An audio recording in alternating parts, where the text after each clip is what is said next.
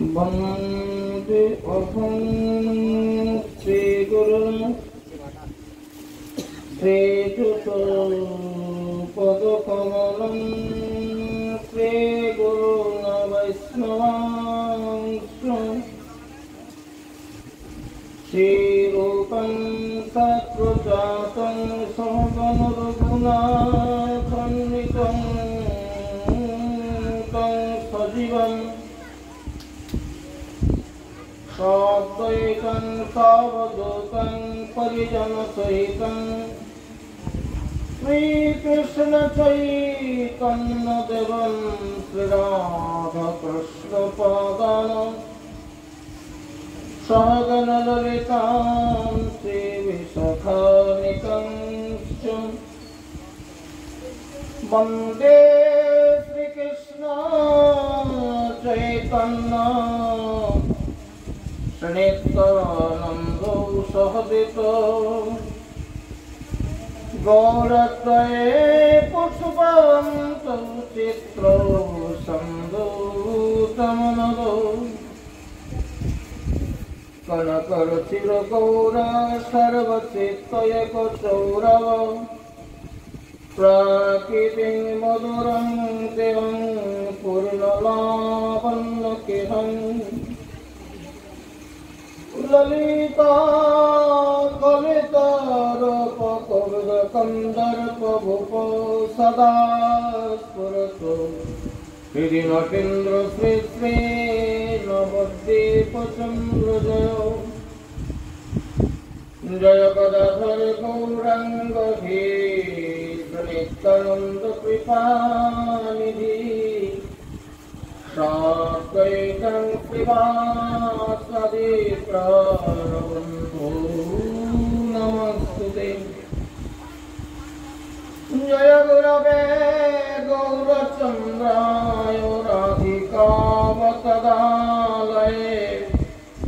कृष्णाय कृष्णभगताय तद्भगताय नमो नमः गुरुर्वन्दे रसानन्दे प्रेमानन्द स्वरूपकम् नमामृतरसे मग्नो नमामि चरणाम्बुजे अखण्डमण्डलाकारं व्यक्तजेन चराचरम् तत्पदं दर्शितं येन तस्मै श्रीगुरवे नमः नमो महावदान्नाय कृष्णप्रेमप्रदायते कृष्णाय कृष्णचैतन्यनाम्ने गौरतीर्थे नमः वृंदावै तुलसीदेवै प्रिया वै केशवस्वच कृष्ण भक्ति प्रदे देवी सत्ववत्ते नमो नमो मनसा कल्पतरुर्वश्य कृपा सिन्धु भक्तिव च पतितानां पावनेषु श्री गुरु वैष्णवेभ्यो नमो नमः नमस्ते वैष्णव कृष्ण नमस्ते वैष्णव गुरु नमस्ते साधु सर्वे समागत गौर भक्तवृन्दे नमो अनाथं परमानन्दं शिवशक्ति स्वरूपिणीं प्रत्यक्षं सद्गुरुरूपं चिन्मयीं परमेश्वरीं शिष्यहृदि विहारिणीं विमुक्ति मुक्तिप्रदायिनीं नमामि श्रीगौरेश्वरीं दामोदरविलासिनीं वागीशब्दसुरगणा सर्वार्थार्थप्रदे जन्नत्ता कृतकृत्वा सत्तं नमामि गजाननं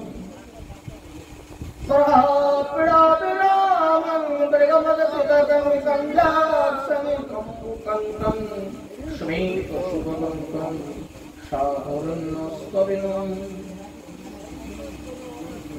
শ্যামং শান্তং ত্রিভঙ্গং রবিকর বসনং ভূষিতং পৈজয়ন্তং বন্দে বৃন্দাবনস্থং যৌবৎ সদা বৃত্যং ব্রহ্মগোপালবেশং मूकं करोति वाचालं पुंगुं लंघयतो गिरिं यते कृपातमहं वन्दे परमानन्दमाधवं नारायणं नमस्कृत्य नरं चैव नरोत्तमं देवीं सरस्वतीं व्यासं ततो जयमुदीरयेत् तुलसी काननं यत्र यत्र पद्मवनानि च पुराण पठनं यत्र तत्र सन्निहितो हरि ग्रन्थेर प्रारम्भे करि मङ्गलाचरणं सद्गुरु भगवाने तिनेरि शरणं तिनेर शरणे হয় বিঘ্ন বিনাশন নাথ প্রাপ্ত হয়ে রাধা গোবিন্দ চরণ জয় জয় নিতাই গৌর প্রেমানন্দে হরি হরি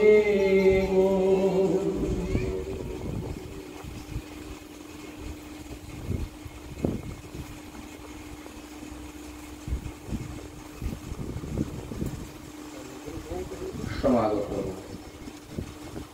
परम सत्य परम पूज्यपाद श्री गौररागी भक्त वैष्णव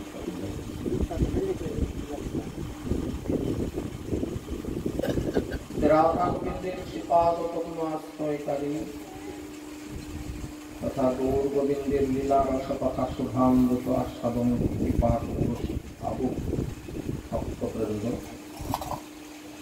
এবং আমার স্নেহময়ী ভক্তিমতী মাতৃভূমি সকলের চরণ কমলে এই অধীনের ধন্যবাদ গ্রহণ করুন। আপনারা সবাই কৃপা করুন। তৎসহ এলাকার সমস্ত ধর্মের, সমস্ত বর্ণের, সমস্ত জাতির তথা সমগ্র বিশ্ব ব্রহ্মাণ্ডের সমস্ত জীবকুলের উদ্দেশ্যে আমার বিনম্র প্রণাম। আপনারা সবাই কৃপা স্বীকার করুন। সকলের চরণে আমার প্রণাম।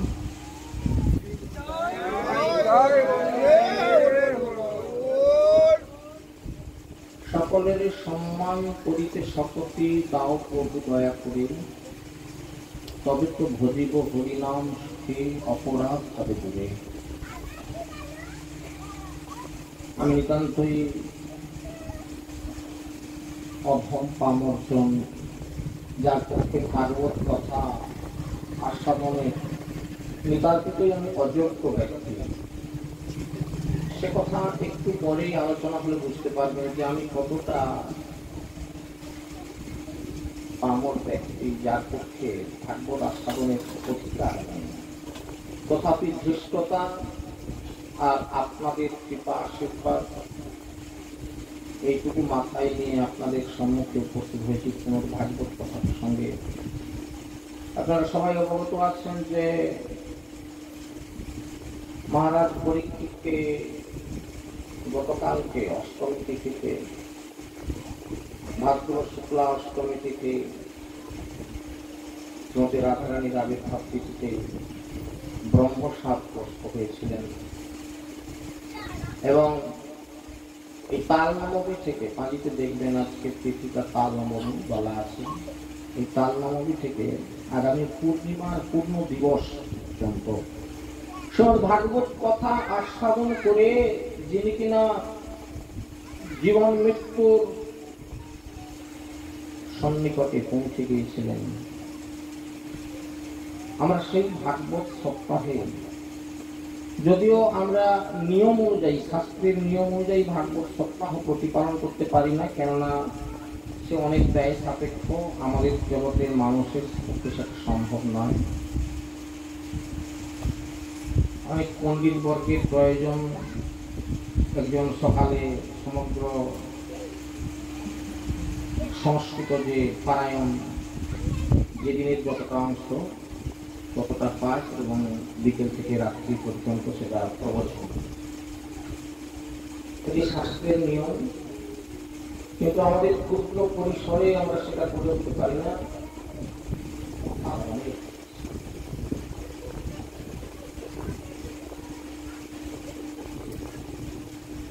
যে কারণবশত ক্ষুদ্র ক্ষুদ্র সামর্থ্যের নির্ভর করে কেবলমাত্র এই সন্ধ্যাকালে কিছুটা সময় আমরা এই শ্রীমদ্ ভাগবতের সঙ্গে অন্তত থাকার জন্য আপনারা খাদিরা গ্রামবাসী উদ্যোগ হয়ে নিয়ে এই অনুষ্ঠানের আয়োজন করেছেন।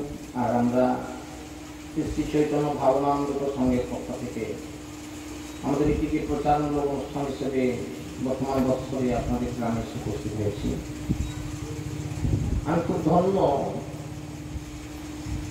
যে একটি গ্রাম তারা উদ্যোগ নিয়েছে শ্রীমদ্ ভাগবত কথা শ্রবণ কীর্তনের। এটি নিতান্ত এই সবার পক্ষে অত্যন্ত মঙ্গলদায়ক। তবে উপস্থিতি সেরকম দেখতে পাচ্ছি না, এটাই দুঃখজনক। যাক, সেটা পরবর্তীকালে হয়তো আস্তে আস্তে অনেকে আসবেন। তবে একটা কথা আপনাদের খুব স্মৃতিপটে জাগরিত করে দিই। মানুষের জীবনের একটি মাত্র দিন, একটি মাত্র রাত্রি শ্রীমদ্ ভাগবতের কাছে বসার সৌভাগ্য খুব কম হয়। আপনারা পরম সৌভাগ্যবান। শ্রী ভগবানের এই গ্রামের উপরে নিশ্চিতভাবে কৃপা বর্ষিত হয়েছে। ভাগবত সপ্তাহ অনেক জায়গাতেই অনুষ্ঠিত হচ্ছে, তবে সেটা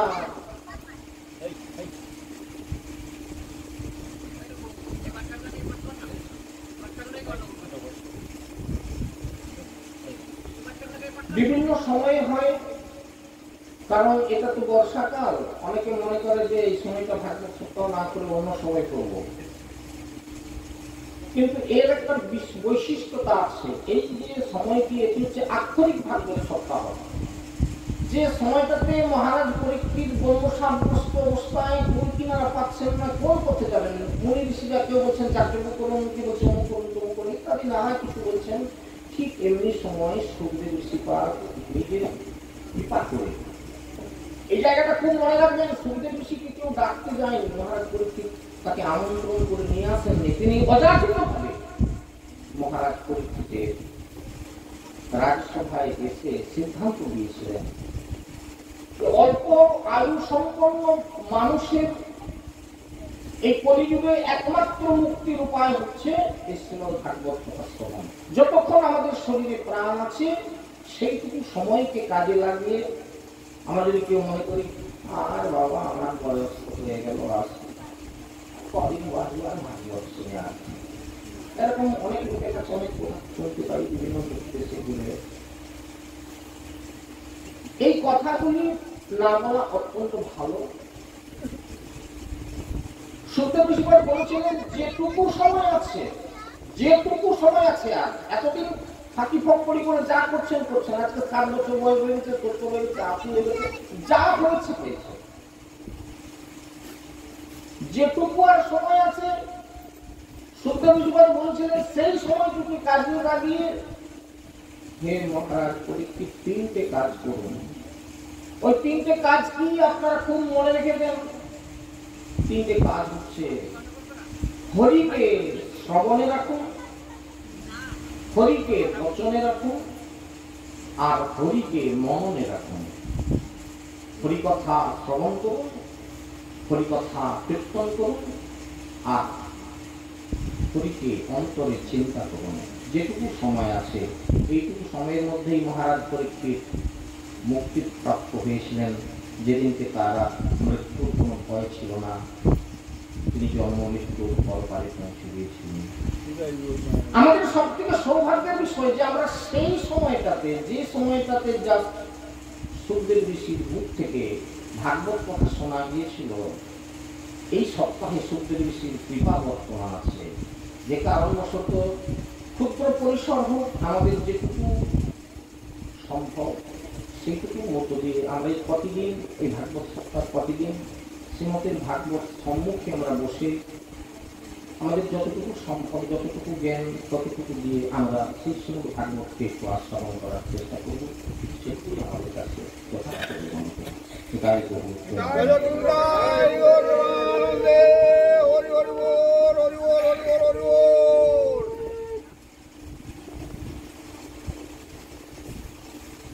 শ্রীমদ ভাগবত কথা আমরা একটু শুরু করার পূর্বে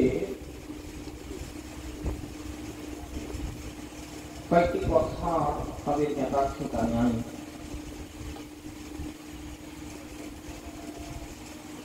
যত বেশি সম্ভব উপস্থিতি হবেন, শুধুমাত্র প্রেজেন্ট হয়ে গেলে, যেমন স্কুলে গেলে কোন ছেলে মেয়েটা ভালো পড়াশোনা করবে সেটা কথা না, অন্তত তার প্রেজেন্টের খাতায় অন্তত উপস্থিতিটা থাকে যে না স্কুলে আসছে। কেউ ফেল করলো, তার গার্ডিয়ান গিয়ে বলছে যে আমার ছেলেটাকে স্যার একটু দেখুন না, ফেল করে যাচ্ছে, মন খারাপ হয়ে গেছে। উপস্থিতি দেখা গেল যে স্যার 3 দিন আসছে সারা বছরের মধ্যে। শিক্ষক মশাই কি বললেন, আপনার ছেলে 3 দিন স্কুল আসছে কেন? পড়াশোনা করুন না, বসে স্কুলেই আসলেন। না না, এতে তোলা যাবে না। আপনি যদি এরকম অন্তত কিছু উপস্থিত থাকেন স্কুলে, তাহলে দেখা যাবে।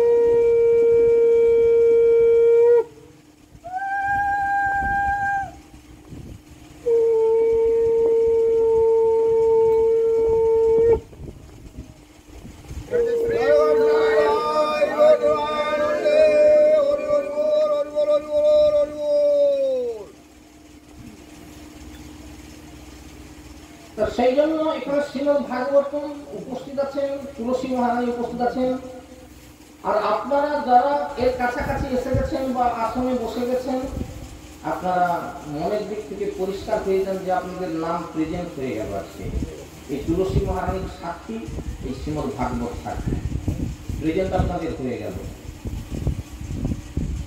এই প্রেজেন্টটা অন্তত আমরা যদি মৃত্যুর পর পরে যাবো, সেদিন আমাদের সাক্ষী রূপে তুলসী মহারানী গিয়ে উনি সেখানে সাক্ষী দেবেন ইনি এই 7 দিন ভাগবতের কাছে এসে বসেছিলেন।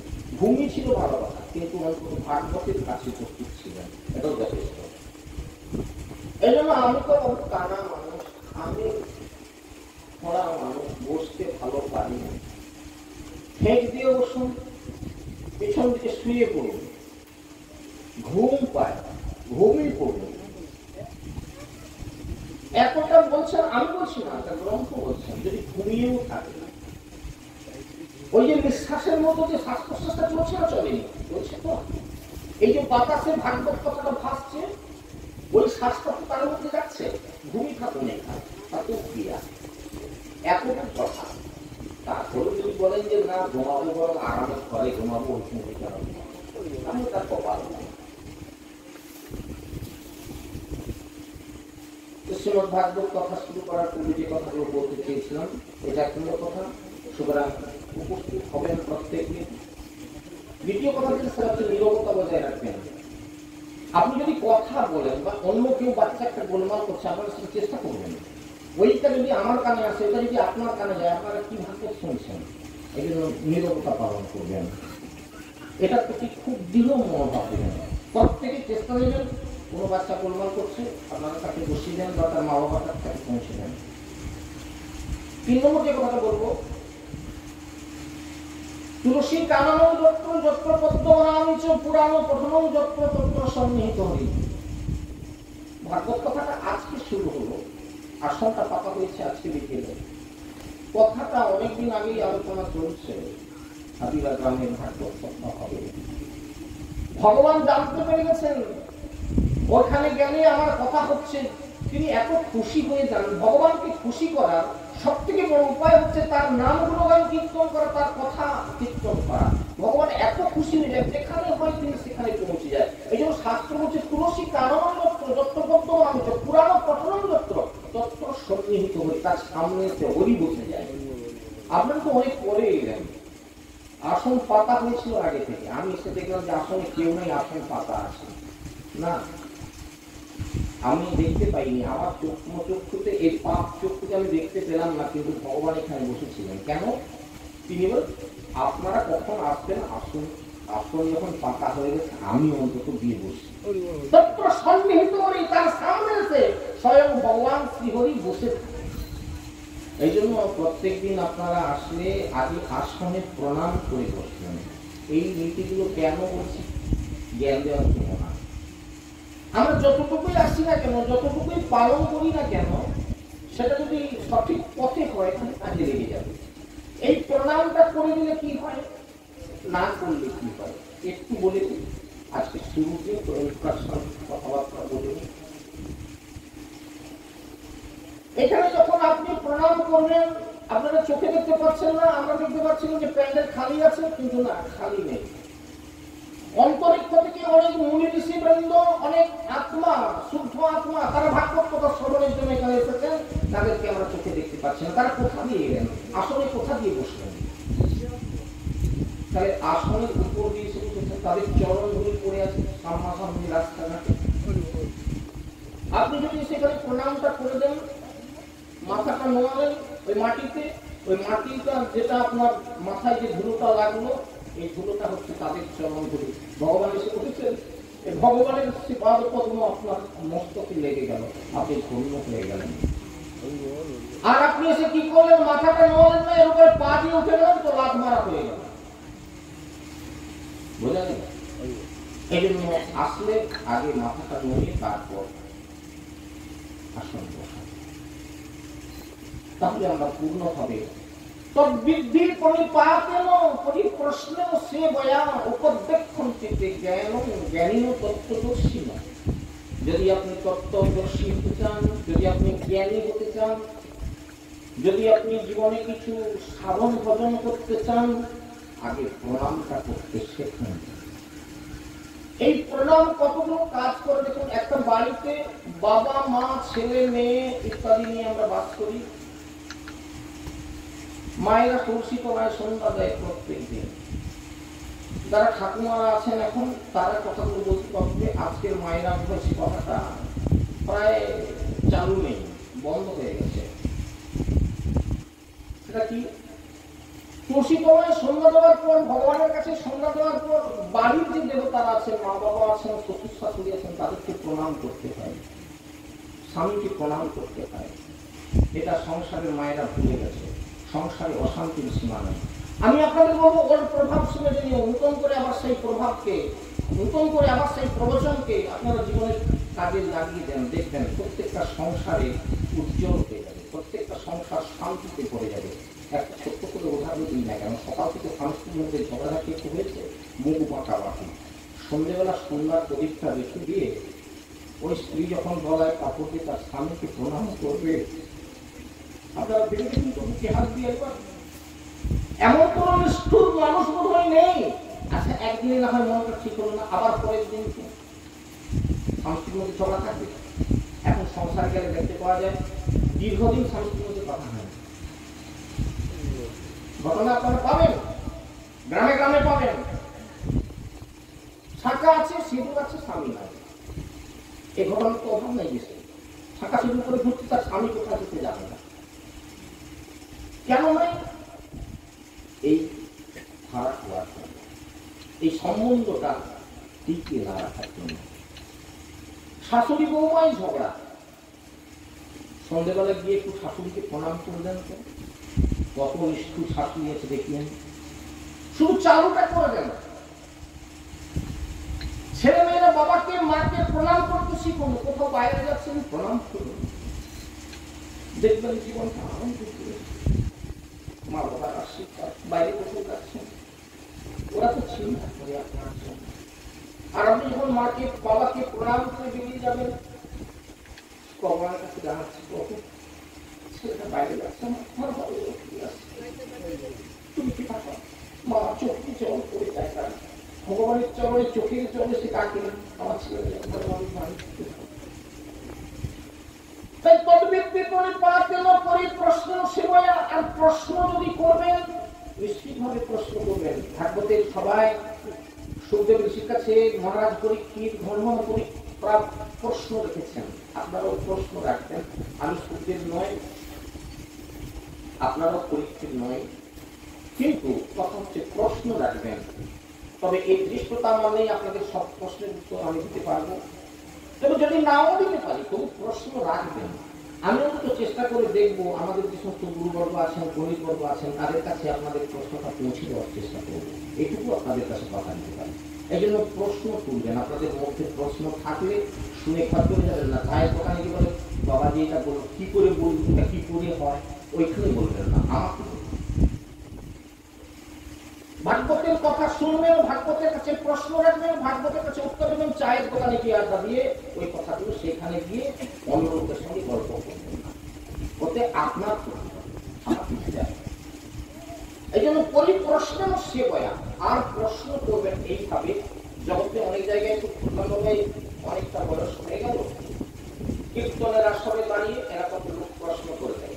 প্রশ্ন করতে ঠিক আছে বসে পড়ুন, একটু পরে আপনার প্রশ্নের উত্তর পাবেন। দেখুন 5 মিনিট পর শুনতে পাওয়া যাচ্ছে, ও দাদা বসুন, আপনি প্রশ্ন করলেন, বলেন ঝামেলা আছে কি। এই ঘটনাও আমার জীবনে কম নয়।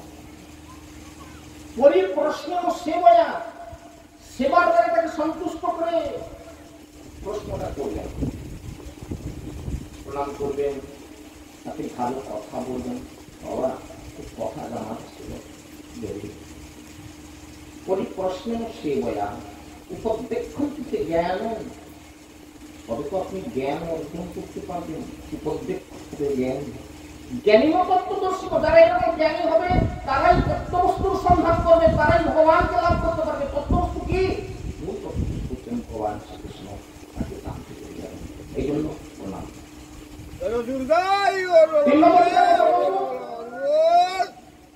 কথাটা হচ্ছে যতক্ষণ থাকবেন মনটা এই দিকে রাখবেন। আমাদের জীবনের অনেকটা সময় তো বাইরে কেটে গেছে, অনেক চিন্তা নিয়ে কেটে গেছে, দোকানে বসে গল্প করে অনেক সময় কাটিয়েছি। এই সময়টা খুব বেশি না, 7 দিনে বড় তো 7 দিনে 21 ঘন্টা আমরা পেতে পারি। এইটুকু সময় 7 দিন ধরে আমরা যদি মনটা এখানে রাখি, কিন্তু অনেক কথা আমরা শুনতে পেয়ে যাবো, অনেক কথা জানতে পেরে যাবো। চৈতন্য মহাপ্রভু কলির জীবকে অনেক কিছু নির্দেশ দিয়েছিলেন, সবশেষে মাত্র 3টি কথা, একেবারে 3টি কথার উপর তিনি জোর দিলেন। কখন, কোথায়, কবে বলেছিলেন, এই নিদর্শনটা আপনারা নিয়ে রাখেন। আপনারা সেক্ষেত্রে পুরীধামে সবাই গিয়েছেন, আমি জানি যে সবাই গিয়েছেন, প্রায় এখন পুরীতে বেশিরভাগ লোক যায়। নবদ্বীপ যাওয়া খুব কষ্ট, টিকিট কেটে আর ওই লোকাল গাড়িতে চড়ে ঝুলে ঝুলে যেতে খুব কষ্ট হয়। রিজার্ভেশন কাটে, খড়গপুরে উঠে ঘুমিয়ে যায়, আর তারপর সকালবেলা দেখে না পুরীতে পৌঁছে গেছে। এই জন্য পুরী যায় না। চৈতন্য মহাপ্রভু সন্ন্যাস অবলম্বন করে সেক্ষেত্রে পুরীধামে চলে গেলেন। বহু দেশের ভক্তরা সারা বছর ধরে লাইন দিতে আরম্ভ করেন। মহাপ্রভু করেন দেশ থেকে অমুক এসেছে, তমুক এসেছে, এদের একটু খাওয়া পোশাক পাওয়ার ব্যবস্থা, থাকার ব্যবস্থা দেখলেন। কিন্তু আমার সন্ন্যাস নেওয়া তো এই তো বৃথা হয়ে গেল। এরা খালি আমি কি সন্ন্যাস নিয়েছি এদেরকে খাবার দাবারের ব্যবস্থা করা, থাকার ব্যবস্থা করার জন্য, এত মুশকিল। একদিনের কথা বললে আপনারা গুন্ডিচা মন্দির যেটা জানেন, মাসিবাড়ি বলে যেটাকে, জগন্নাথ দেবের মাসিবাড়ি, এই গুন্ডিচা মন্দিরের ঠিক পূর্ব দিকে একটু ফুলের বাগান আছে দেখবেন, এই দিকটাতে একটু অন্তরা, ওই দিকটা আড়াল কিছুটা জায়গা। চৈতন্য মহাপ্রভু এই গুন্ডিচা মন্দির মার্জনের দিন দাদা নিত্যানন্দকে একান্তে ডাকলেন গুন্ডিচা মন্দিরের ওই পাশে। চৈতন্য ভাগবতে কথাটা পাবেন আপনারা, আমার কথা আপনাদের শুনতে বলবো না। প্রত্যেকটা জিনিস গ্রন্থ থেকে কথাগুলো বলবেন, মনে রাখবেন, কাজে রাখবেন। আপনারা গুন্ডিচা মন্দির দর্শন করতে গেলে, মাসিবাড়ি দর্শন করতে গেলে ওখানকার পান্ডাদেরকে জিজ্ঞাসা করবেন যে বাবাজি এরকম একটা কথা বলছিল, সেই জায়গাটা একটু দেখাবেন। অনেকে জানে, যারা জানে তারা দেখিয়ে দেবেন, আর যারা জানে না তারা বলতে পারবে না। এইখানে দাঁড়িয়ে নিত্যানন্দকে ডাকলেন, দাদা তোমার সঙ্গে একান্তে আমার কিছু কথা আছে। কি ভাই? তুমি এভাবে গৌরীয় ভক্তদেরকে নিয়ে 4 বছর ধরে শ্রীক্ষেত্রে এসো না, কারণ আমি সারা বছর নীলাচলে থাকি না, আমি বিভিন্ন জায়গাতে হরিনাম প্রচারের জন্য চলে যাই। তবে একটা দিন আমাকে পাওয়া যাবে এই শ্রীক্ষেত্রে, আপনারা খুব মনে রেখে দেন, খুব মন দিয়ে শুনবেন জায়গাটা, তাহলে বুঝতে পারবেন কোন দিনটা। একটা দিন আমি শ্রীক্ষেত্রে থাকবোই, সেটা কোন দিন? রথযাত্রা হয় যেদিন, তার আগের দিন, যেদিন তার পাঁচিতে লেখা আছে দেখবেন গুন্ডিচা মন্দির মার্গ। এই দিন কেন তিনি থাকবেন ওই দিনটা? গুন্ডিচা মন্দির মার্জন করার জন্য। কেন গুন্ডিচা মন্দির মার্জন করতে হবে? গুন্ডিচা মন্দিরটা কি একটু সংক্ষেপে বলে দিই। জগন্নাথ দেবকে যখন রাজা ইন্দ্রদম্ন প্রতিষ্ঠা করলেন, একদিন গভীর রাত্রিতে জগন্নাথ দেব রাজা ইন্দ্রদম্নকে দর্শন দিয়ে বলেছিলেন, মহারাজ আপনি তো আমার মন্দির করে দিলেন, প্রতিষ্ঠা করলেন, আপনার যে সৌভাগ্য হতো না আপনার স্ত্রী যদি আপনাকে সহযোগিতা না করত। ইন্দ্রদম্নের স্ত্রীর নাম ছিল গুন্ডিচা দেবী। আপনি তার জন্য আমার কাছে কিছু চাইবেন না? আমি চাইব না। আমার স্ত্রীর প্রতি যদি আপনার করুণা হয় তো আপনি তাকে দেবেন, আমি চাইতে যাবো কেন? আমি কিছু চাইব না। স্বয়ং জগন্নাথ দেব স্বপ্নের মধ্যে রানী গুন্ডিচাকে দেখা দিলেন। গুন্ডিচা দেবী, তুমি না থাকলে, রাজার পাশে তুমি না থাকলে, তাকে যদি তুমি ভজনে সহযোগিতা না করতে, তাহলে এত সহজে রাজা আমার প্রতিষ্ঠা করতে পারত না। তোমার প্রতি আমার খুব একটা স্নেহ, মমতা, ভালোবাসা জন্মেছে। তুমি কি চাও বলো আমার কাছে? গুন্ডিচা দেবী করার পরে জগন্নাথ দেবকে বলেছিলেন, প্রভু আমি অবলা রমণী কি চাইতে পারি জানি না, কি চাইবো? আপনি যে সৌভাগ্যবশত আমাদের জীবনে এসে দেখা দিয়েছেন, এর থেকে পাওয়ার আর কিছু নেই। তবে মনে বড় আকাঙ্ক্ষা, যদি আমি এই অবলা নারী জাতি হয়ে এই ক্ষুদ্র জীবনে যদি আপনার একটু সেবা দিয়ে পারতাম।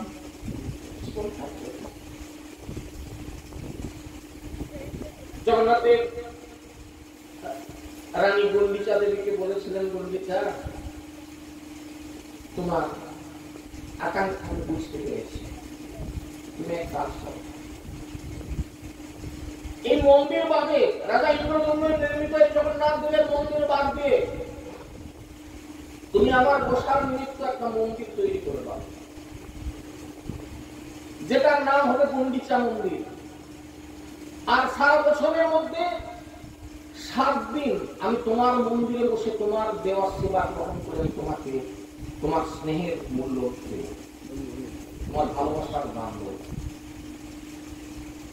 এই জন্য গৌড় দেশের এখনো সমস্ত ভক্তরা ওই রথের পূর্বের দিন জগন্নাথ দেবের মন্দিরে গিয়ে উপস্থিত হয় গুন্ডিচা মন্দির মার্জনের জন্য। আর জগন্নাথ দেবের এই রথযাত্রা উপলক্ষে জগন্নাথ দেব ওই রথের দিন গিয়ে ওই গুন্ডিচা মন্দিরে বসেন, মাসি বাড়িতে বসেন, 7 দিন ওখানে থাকেন, আবার 7 দিন পরে তিনি মন্দিরে ফিরে আসেন। রানী গুন্ডিচাকে কৃপা করার জন্যই তিনি এই 7 দিন ওখানে যান।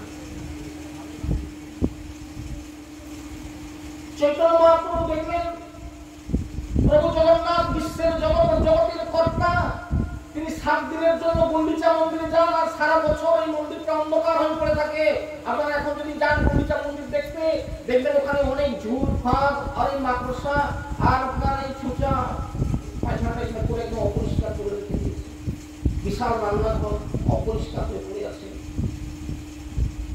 চৈতন্য মহাপ্রভু দেখলেন যে জগতের কথা, তিনি এসে বসবেন এই জায়গাটাতে, আমি নিজে হাতে মন্দির পরিষ্কার করবো, প্রভু জগন্নাথ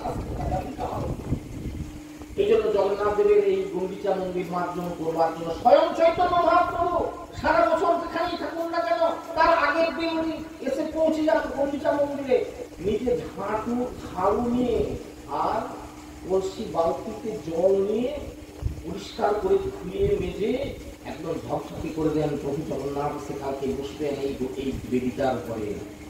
আমরা সেই জন্য ওখানে ছুটে যাই কি না, জগন্নাথ দেব এসে বসবেন, মহাপ্রভু এসেছেন, তার সঙ্গে আমরা হাত লাগাবো, এই জন্য আমাদের দেশের লোক যায়।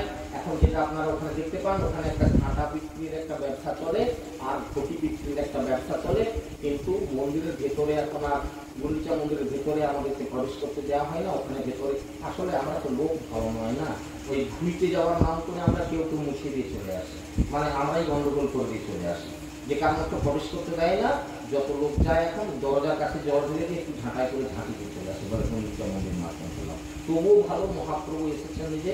আর মহাপ্রভু কি করতেন না, এইখানে গুন্ডিচা মন্দির মার্জনা করে তিনি দুপুর গড়িয়ে যাচ্ছে, মন্দির মার্জনা করে সমস্ত ভক্তরা এসে সহযোগিতা করছে, ভক্তদেরকে সঙ্গে নিয়ে হরিনাম করতে করতে কোথায় যেতেন?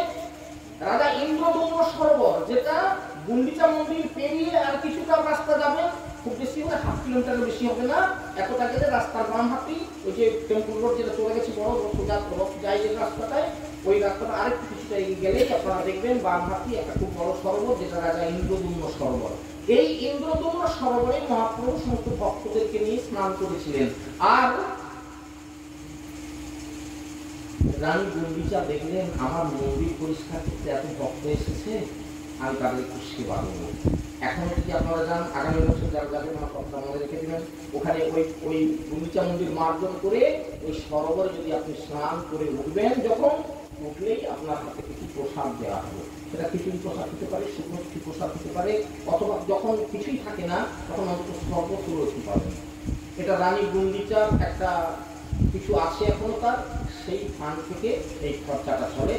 খিচুড়ি প্রসাদ শেষ হয়ে গেল, কিছু তো দিতে হবে ভক্তদের হাতে, অন্য কিছু দেওয়া চলছে, আবার খিচুড়ি তৈরি হচ্ছে, হয়তো আবার কিছুক্ষণ পরে হয়তো এসে যাবে, ফাঁকটাই কিছুই পাচ্ছে না, হয়তো কিছুটা সর্বত্র দেওয়া হচ্ছে। এইভাবে আজও এইটা চলে আসছে, আপনার গেলে দেখতে পাবেন। আমার কথাগুলো মিলিয়ে নেওয়ার চেষ্টা করবেন। চৈতন্য মহাপ্রভু একান্তে নিত্যানন্দকে ডেকে বলেছিলেন, নিত্যানন্দ তুমি সারা বছর ধরে এখানে এসো না, ওই একটা দিন মাত্র ওই গুন্ডিচা মন্দির মার্জনের দিন আমি নীলাচল ক্ষেত্রে আসবো, আর ওই দিন তুমি আসবে, আমার সঙ্গে দেখা হবে, তুমি আর অন্য সময় এসো না। আমি সন্ন্যাস নিয়েছি, এই জগতের আর কেউ যেন সন্ন্যাসী না হয়। তুমি সবাইকে, আমি বিরোধ ত্যাগ করেছি, স্ত্রী ত্যাগ করেছি, তুমি কিন্তু বিবাহ করো, সংসারী হও, জগতের মানুষকে সংসারী হতে শেখাও। কথাগুলো আপনারা চৈতন্য ভাগবতে পাবেন। তাহলে আপনারা প্রশ্ন যদি রাখেন যে আজকের তাহলে কলিযুগে যারা সন্ন্যাস নিয়ে কৌপিন নিয়ে ঘুরছে, এরা কারা? এরা চৈতন্য মহাপ্রভুর বিরোধী। এই কথাটা শুনলে আপনারা রেগে উঠবেন। কেন? মহাপ্রভু কিন্তু আপনাদের সন্ন্যাস করতে পারেন। মহাপ্রভু বলে দিয়েছিলেন কলিযুগে সন্ন্যাস করে তোমরা কেউ রক্ষা করতে পারবে না। কেন? মহাপ্রভু যেদিন থেকে সন্ন্যাস অবলম্বন করেছিলেন, নারী মূর্তি তার দর্শন করেন, কাঠের একটা নারী মূর্তি পর্যন্ত দর্শন করলে অপরাধ হয়, কথা শাস্ত্রে ভুলো ভুলো বলা আছে। আর আজকের সন্ন্যাসীরা কোথায় থাকে? দৌড়কৌপিন নিল, স্ত্রীর মায়া ত্যাগ করতে পারলো না, কিছুদিন পরে আবার সে বাড়িতে ফিরে আসলো, স্ত্রীর সঙ্গে বসবাস করলো। কথাটা শুনলে আপনারা কেউ লজ্জা পাবেন না বা আমাকে বলবেন না যে খারাপ কথা বললাম বলে। এমন ঘটনা আমাদের চোখের সামনে আছে। কিছুদিন বৃন্দাবনে গিয়ে দৌড়কৌপিন নিয়ে ঘোরার পর আবার দেশে এসে স্ত্রীর সঙ্গ করলো, তারপরে তার স্ত্রীর গর্ভের সন্তান উৎপাদন করলো। কে বলেছিল তোমাকে দৌড়কৌপিন নিতে? মহাপ্রভু তো বলেন এসব ঢং কেন করতে গেল, এই অপরাধীদেরকে। এই জন্য মহাপ্রভু বারণ করে দিয়েছিলেন। আর কি তাহলে এই নিত্যানন্দ প্রশ্ন করেন, ভাই তাহলে পরিচিত কি করে মুক্তি হবে তাদের? খুব সংক্ষিপ্ত ভাবে তিনি 3টি কথা বলেছিলেন ওই জায়গায় দাঁড়িয়ে, গুন্ডিচা মন্দিরের ওই ঘেরা জায়গায়, ওই পূর্ব পাশের আড়াল জায়গায় দাঁড়িয়ে 2 ভাইয়ের মধ্যে কথা বলছিল, দাদা তুমি বিবাহ করো, দেশে গিয়ে সবাইকে সংসার নিতে শেখাও, আর সংসারী জীবনের মুক্তির জন্য আমি 3টা উপায় বলে দিচ্ছি। কি কি? 1 নম্বরে হচ্ছে শ্রদ্ধায় ভাগবত শ্রবণ। আপনারা কোথায় এসে বসেছেন এবার বুঝতে পারছেন? শ্রদ্ধায় ভাগবত শ্রবণ। তবে মহাপ্রভু এত বড় দার্শনিক ছিলেন যে আজ থেকে 550 বছর আগে তিনি বুঝতে পেরেছিলেন কলিযুগে ভাগবত পাঠ হবে, শুধু খাবন দাবন চলবে আর হই হুল্লোড় হবে। কোথা যাচ্ছে? ভাগবত পাঠ শুনতে যাচ্ছে, কিছুই শুনবে না, শুধু খাবে দাবে ঘুরবে বাঁচবে যাচ্ছে। এই জন্য সেদিন থেকে তিনি বলে দিয়েছিলেন শ্রদ্ধায় ভাগবত শ্রবণ। এবার শ্রদ্ধায় ভাগবত শ্রবণটা কি বলে? যেমন এই যে শুনলেন, বাবাজি কিছু কথা বললো, নিয়ম কিছু মানতে বললো, বাবা বাবাজিরা বকে, ওদের কথা শুনলে ও সব বাবাজিরা খাওয়া ঠান্ডায় এটা যে কলিযুগে হবে এটা মাত্র জানতেন, তাই বলে দিয়েছিলেন শ্রদ্ধায় ভাগবত শ্রবণ। অর্থাৎ যেটা শুনলেন শ্রদ্ধার সঙ্গে সেটা পালন করতে হবে, তার নাম শ্রদ্ধায় ভাগবত শ্রবণ। 2 নম্বরে বলেছিলেন হরিনাম সংকীর্তন। কেন হরিনাম সংকীর্তন? শোনার মধ্যে কিছু ফাঁক ফোকর থেকে যাবে। ওই যে মালা চন্দন গেছে, মালা চন্দনের দিকে আপনি একটু মুখ রাখেন, ওই যে ছেলে মেয়েরা ঘুরছে, ওরা গোলমাল করবার জন্য আসছে, যারা নিয়ে আসছেন তারা বলে আমার শখের ছানাটা নিয়ে যায়, শখের ছানা নিয়ে আসছে, সে গোলমাল করছে, ওইদিকে একটু আনানা হচ্ছে। হ্যাঁ, এই যে ফাঁক ফোকর থেকে গেল। কেউ কেউ এখনই ছোট বাইরে করতে যাবেন, আমি তো বসে আছি, কিন্তু আপনার দেখা যাবে যে এর ভেতরে 3 বার ছোট বাইরে করতে যাচ্ছেন। ওই যে ছোট বাইরে করবার জন্য এই সময়টা চলে গেলেন, ফাঁক করে গেল। ছিটা বেড়ার ঘর করলে যখন আপনারা ছিটা বেড়াটা দিয়ে দিলেন তখন হয়ে গেল, ফাঁক ফোকর থাকলেও ঘরটা ঘেরা হয়ে গেল, কিন্তু ফাঁক ফোকর পুরো থেকে গেল। ওতে একটা টয়লেট দিতে হয়, কাদা করে লিফট একটা দিয়ে দিতে হয়, দিলে আর ওখান থেকে বাতাসও প্রবেশ করতে পারবে না। হরিনাম সংকীর্তনটা হচ্ছে টয়লেট, একটা কাদার টয়লেট। হরিনাম সংকীর্তনের জন্য ভাগবত শোনার পরে একটু হরিনাম সংকীর্তন করলেন। আর 3 নম্বর হচ্ছে বৈষ্ণব সেবা। না দিয়ে বৈষ্ণব সেবা উদ্ধার পেয়েছে সেবা, এই জন্য বৈষ্ণব সেবা। আপনারা বলবেন বাবাজিদের একটা খাওয়ার ভান্ডার কিনে করে, বাবাজিরা বাবাজিকে দেখে ডাকেনি কেউ, যেমন ওদিকে ডেকে সেবা দেয়, এই জন্য বাবাজিরা বলে বৈষ্ণব সেবা।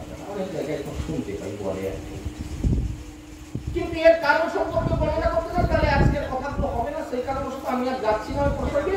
এই 3টে কাজ জীবনে আমাদেরকে শ্রদ্ধায় প্রতিপালন করতে হবে, এটা মহাপ্রভুর নির্দেশ। তাহলে সেই নির্দেশের প্রথম কাজে আমরা এসেছি, কিন্তু সেটা হচ্ছে শ্রীমদ্ ভাগবত কথা শ্রবণ শ্রদ্ধার সঙ্গে শ্রবণ করুন। আমি চলে যাচ্ছি এবার শ্রীমদ্ ভাগবতের ভূমিকায়। আজকে যেহেতু প্রথম দিন, আজকে ভাগবতের ভূমিকা সম্পর্কে কিছু কথা আপনাদের ইন্ট্রোডাকশন করে আপনাদের কাছে রাখবো, আর তারপরে ভাগবত শুনলে কি হবে। গীতা পাঠ করলে গীতা পাঠের শেষে মহাত্ম পাঠ করতে হয়, আর ভাগবত পাঠ করলে ভাগবত শোনার আগে ভাগবতকে শুনলে কি পাওয়া যাবে সেটা শুনতে হয়। আজকে তাই প্রথম দিন ভাগবতের ভিত্তি আর ভাগবতের মহাত্ম প্রসঙ্গে আজকে খুব সংক্ষিপ্ত ভাবে আলোচনা করবো। সময় তো আসলে আমাদের খুব সামান্য, যাই হোক এবার ভূমিকাতে চলে যাচ্ছে। খুব মন দিয়ে শুনবেন, কেন ভাগবত শুনবেন, ভাগবত কি, শুধুমাত্র আমরা জানো একটা বই, কি বই এটা, প্রকৃতপক্ষে শ্রীমদ্ ভাগবত কি সেটা সম্পর্কে আগে একটু জেনে নেব। আজ থেকে 5,500 বছর পিছিয়ে, আজ থেকে 5,500 বছর পূর্বে ঋষি পরাশর একদিনকে প্রয়োজন বশত যমুনার তীরে এসে উঠলেন ওপারে যাওয়ার জন্য। খুব মন্দির সুন্দর জায়গাটা। ঘাটে এসে দেখলেন একটি নৌকা আছে, চালক নেই, চালক নেই বললে ভুল বলা হবে। নৌকার উপর একটি মেয়ে বসে আছে, মেয়েটি পূর্ণ যুবতী, অবিবাহিতা। ঋষি পরাশর যখন নৌকাতে উঠলেন, এসে উঠে গেলেন, নৌকাটা খালি আছে, নৌকায় উঠে পড়তে হবে, তারপর তো নৌকা ছাড়বে, উঠে পড়লেন। নিজের মনে বলছেন তাই তো, না কাউকে দেখতে পাচ্ছি না, নৌকা তো দাঁড়িয়ে আছে কিন্তু কেউ তো চাওয়া নেই। তখন মেয়েটা তাড়াতাড়ি করে বলছে কি, দেখুন আমার বাবা এই নৌকা পারাপার করে, আজকে খুব কর্ম উপলক্ষে অন্যত্র গেছে, আমি আছি, আপনি ওপারে যাবেন তো? ঠিক আছে, আপনার তো ওপারে যাওয়ার কথা, আমি আছি, আমি ঠিক করে দেবো, আমি পারাপার করছি। আচ্ছা আচ্ছা, খুব ভালো, আমার তো ওই পারে নিয়ে কথা, সুতরাং তুমি যদি নৌকা চালিয়ে নিয়ে যেতে পারো আমার কোনো আপত্তি নেই, ঠিক আছে। নৌকা চালু হয়ে গেল। ঋষি পরাশর এই নৌকার উপরে যখন মাঝ নদীতে গেলেন, ঋষি পরাশর ছিলেন পিতারক। পিতারক কাকে বলে একটু জেনে নেই। ভূত ভবিষ্যৎ বর্তমান সম্পর্কে যিনি বুঝতে পারতেন, যে সময়টা চলে গেছে ওই সময়টা কি সময় চলে গেছে, এখন যে সময়টা চলছে এটা কিরকম সময় চলছে, সামনের যে সময়গুলো আসছে ওটা কিরকম সময় হবে, এটা তিনি উপলব্ধি করতে পারতেন। পিতারক ঋষি পরাশর চিন্তা করলেন সামনেই যে সময়টা আসছে, সময়টা অত্যন্ত মূল্যবান সময়। মূল্যবান সময় কেন?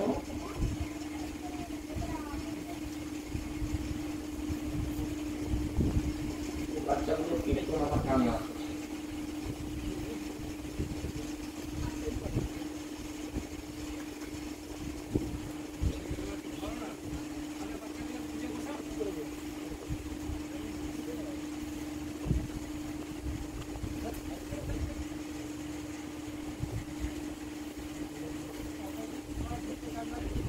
ঋষি পরাশর চিন্তা করলেন সামনে যে সময়টা আসছে এই সময়টা অত্যন্ত মূল্যবান সময়।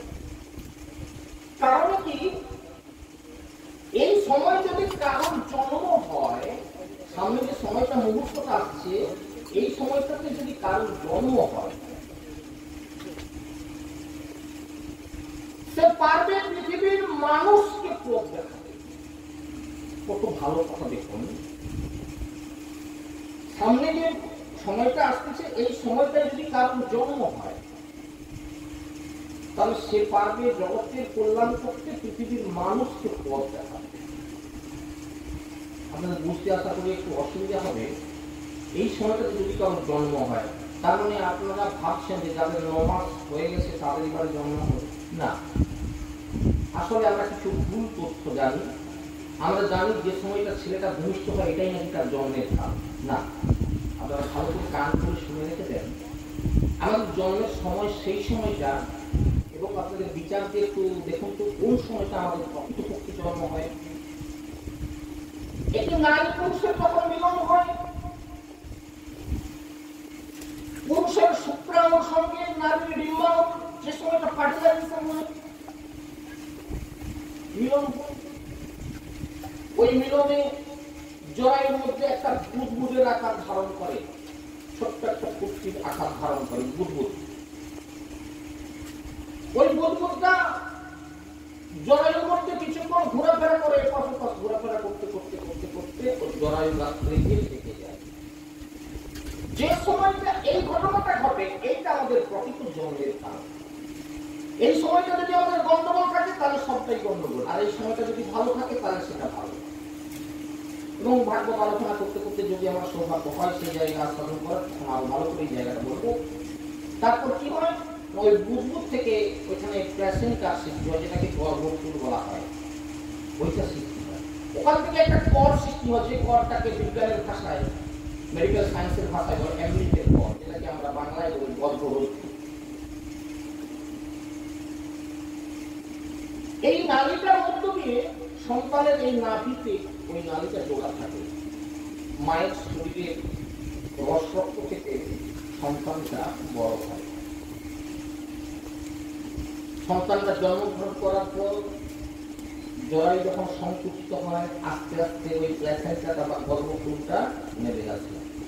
কি আপনারা সকলে জানা আছে এই কথা? তাহলে মূল জন্মটা হয় তখন যখন কিন্তু এই মিলনটা ঘটে। মিলনের ফলে যখন প্রতীকের সঙ্গে ডিম্বকটিকের মিলন, এইটাকে জন্ম সময় বলা হয়েছে। যদি এই সামনের যে সময়টা আসছে এই সময় যদি কারোর জন্ম হতো তাহলে সে পার্থ জগতের কল্যাণ করতে, পৃথিবীর মানুষকে পথ দেখাবে। কিন্তু আমি তো এখন নৌকার উপরে অবস্থান করছি, আমার তো হাত পা বাঁধা, আমি কি করবো? ঋষি পরাশর চিন্তা করলেন জগতের অত্যন্ত একটা খারাপ সময় আসছে, এই জগৎবাসীকে কি করে উদ্ধার করা যাবে? আমরা চিন্তা করি না, আমাদের কোনো চিন্তা নাই, আমরা কি করছি, কি হবে কালকে, জগতের কথা আমরা কোনো ভাবি না। খাই যাই, ঘুমাই, আড্ডা করি, কাজ করে সময় কাটিয়ে দিয়ে চলে যাচ্ছে।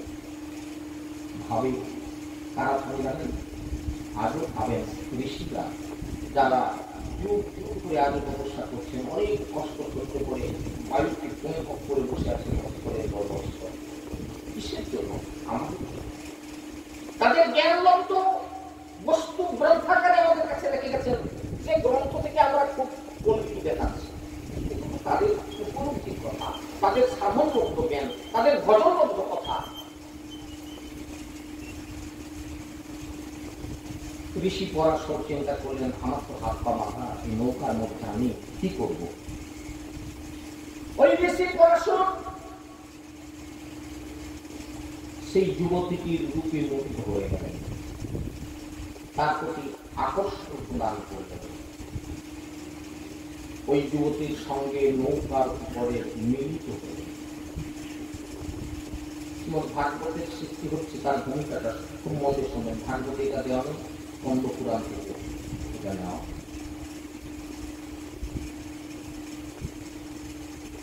নৌকাটা ওপারে যেতে যেতে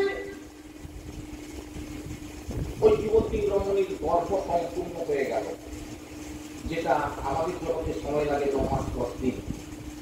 আপনারা বলবেন গাঁজাখুরি কথা, নৌকা মাঝ নদীতে তাদের মিলন হলো, নৌকা ওপারে যেতে যেতে তার গর্ভ সম্পূর্ণ হয়ে গেল। এবার একটা কথা, আপনাদের বিশ্বাসটা ভেঙে দিলে তো আপনারা শ্রবণ করবেন না, এই জন্য বিশ্বাসটা আপনাদের সঠিক জায়গায় রাখার জন্য একটু ব্যাখ্যা করে জানিয়ে দিই। শ্রীমদ্ ভগবদ্ গীতাতে একটা শ্লোক আছে, যারা গীতা পাঠ নিত্য করেন আশা করি এই শ্লোকটা পাঠ করেছেন কোনদিন, দেখুন তো মনে পড়ে কিনা। জন্ম কর্ম চ মে দিব্যমেবং যো ব্যক্তি তত্ত্বত তত্ত্বাদিহং পুনর্জন্ম নৈতি মানিতি সহর্জুন। হে অর্জুন, আমার জন্ম এবং আমার কর্ম হচ্ছে দিব্য। ভগবানের জন্ম কর্মের রজবীরদের সংমিশ্রণ হয় না, এটাই ভগবানের বৈশিষ্ট্য। আমাদের যেরকম জন্ম হয় ভগবানের সেরকম হয় না। আমরা ভগবানের জন্মটাকে ভেবে নিই ওই রকম 9 মাস 10 দিন বোধহয় তার মাতাকে গর্ভে রয়েছিল না। ভগবানের ইচ্ছে করলে এক্ষুনি তিনি এখানে আবির্ভাব হয়ে যাবেন। এটা দিব্য জন্ম। এর সঙ্গে আমাদের জগতের সঙ্গে সম্পর্ক করলে কিন্তু ভগবানকে কোনোদিন জানতে পারবেন না। যতদিন আমাদের মধ্যে মায়া থাকবে, যতক্ষণ আমাদের মধ্যে প্রাকৃত জগতের চিন্তা থাকবে, ততক্ষণ আমাদের ভগবানকে জানা সম্ভব না। এই জন্য বললেন ভগবান কৃষ্ণ গীতাতে অর্জুনকে বললেন, অর্জুন জন্ম কর্ম চমে দিব্য নেই, দিব্য জন্ম, দিব্য ধাতু থেকে যে কথা এসেছে। যে ব্যক্তি তত্ত্ব তো আমার জন্ম কর্মকে যে জানতে পেরে যাবে, যে জানতে পেরে যাবে, জানতে পারার অর্থ কি? ভগবানের জন্ম এবং কর্মকে যারা জানতে পেরে যাবেন তারা পুনর্জন্ম হবে না। এই পৃথিবীর অভিপাতে মৃত্যু, শয্যার যন্ত্রণা আর মাতৃজঠরের গর্ভ যন্ত্রণা তাদেরকে আর ভুগতে হয় না। অর্জুন, তুমি জগতের মানুষকে কথাটা জানিয়ে দাও। তাহলে বুঝতে পারলেন যে ভগবানের জন্মটা দিব্য জন্ম। এই গর্ভে কে আসতেছে দেখুন, নদীর ওপারে নৌকা দিয়ে ঠেকুল একটা দ্বীপে, নৌকা থেকে দুজনেই অবতরণ করলেন। ওই দ্বীপের উপরে ওই যুবতী প্রসব করলেন একটি পুত্র সন্তান। গায়ের রংটা কুচকুচে কালো, একবারে কালো। পিতা পরাশর এই সন্তানটির নামকরণ করলেন, দ্বীপে জন্ম হওয়ার জন্য নাম দিলেন দ্বৈপায়ন। দ্বীপে আনয়ন হয়েছেন তাই দ্বৈপায়ন। গায়ের রংটা কুচকুচে কালো ছিল, তাই ওর সঙ্গে আরেকটা বিশেষণ দিয়ে দিলেন, সেটা হচ্ছে কৃষ্ণ দ্বৈপায়ন। কৃষ্ণ দ্বৈপায়ন। ঋষি পরাশর এবার চলে যাবেন। এই যুবতী রমণী ক্রন্দন করতে শুরু করলেন, তার চরণে প্রণিপাত করে। কি করলেন আপনি? আমার সর্বনাশ করলেন, আমার নারীকে অমর্যাদা করলেন। আমি এখন কোথায় যাব? আমি কুমারী কন্যা, এই সন্তানকে কে মেনে নেবে? তাছাড়া আমি কুমারী, আমার আপনি কুমারিত্ব নষ্ট করলেন, আমাকে কে নেবে? ঋষি পরাশর করলেন, তোমার কোনো চিন্তা নেই, আমার আশীর্বাদে তুমি পুনরায় কুমারিত্ব লাভ করবে। আজকে কি আমরা এই কথা বলতে পারি যে তোমার একটা ছেলে হয়ে গেছে, তারপরে তুমি আবার কুমারিত্ব লাভ করো? পারি না। কিন্তু ঋষি পরাশর বলতে পেরেছিলেন